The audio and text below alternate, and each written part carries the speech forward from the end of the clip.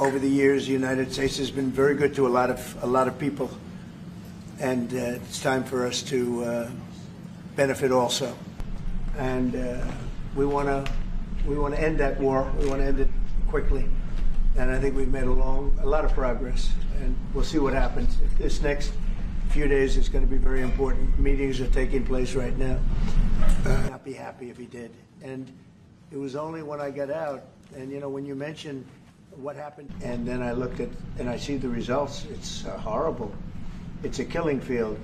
5,000 soldiers a week on average, and we want to stop that. We both want to stop that for a lot of reasons, but I would say that is my number one reason. Yeah, please go ahead. Mr. President, this morning in a Truth Social post, you used the words Vladimir, stop. That seemed like a slightly different message, a personal message. What is your level of frustration with President Putin? I didn't like last night. I wasn't happy with it. And we're in the midst of talking peace, and missiles were fired. And I was not happy with it. That's what I meant, and that's, what it is. Things, I will say. But that one is well on its way. We could have a very, very good decision, and a lot idea what pressure I'm putting on Russia. We're putting a lot of pressure. Can you maybe tell us something?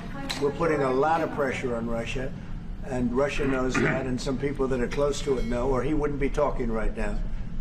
The Prime Minister understands that better than anybody. He wouldn't be talking right now. He's talking, and we're putting a lot of pressure. I think he wants to make a deal. We're going to find out very soon, but it takes two to tango.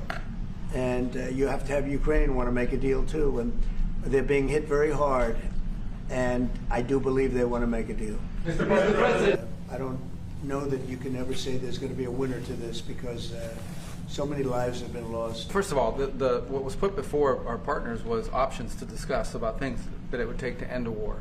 This war is endable. Both sides just have to agree to it. We've shown them a pathway forward. We've discussed those ideas. It was a good meeting yesterday. There'll be good meetings over the weekend. We've shown them the finish line. We need both of them to say yes. But what happened last night with those missile strikes should remind everybody of why this war needs to end. It's horrible those missiles landed. Zelensky has said that he wants more Patriot missiles. So far, has been no response from the United States. A lot of pressure on both. If you think we're just in there because we're nice people, and we are nice people, but we're using a lot of pressure on both. What concessions, Mr. President, and to your national security team, what concessions has Russia offered up thus far to get to the point where you're closer to peace? Stopping the war, taking the whole country.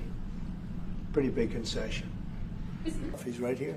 But do you still agree that Ukraine have to give some territory away to win peace?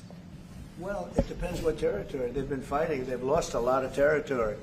We'll do the best we can. Working with Ukraine, we'll do the best we can. But they lost a lot of territory. When you say Crimea, that was handed over during a president named Barack Hussein Obama. That had nothing to do with me, Crimea. That was 11 years ago with Obama. And they made a decision. There wasn't a bullet fired. There was no fighting. There was no anything. They just handed it over. Now they say, well, can you get it back? I think that's going to be a very difficult thing to do. This is a war that Biden was president when this war happened. But I'm trying to put out the fire, and I think we'll be successful. And if we do, we're going to save a lot of lives.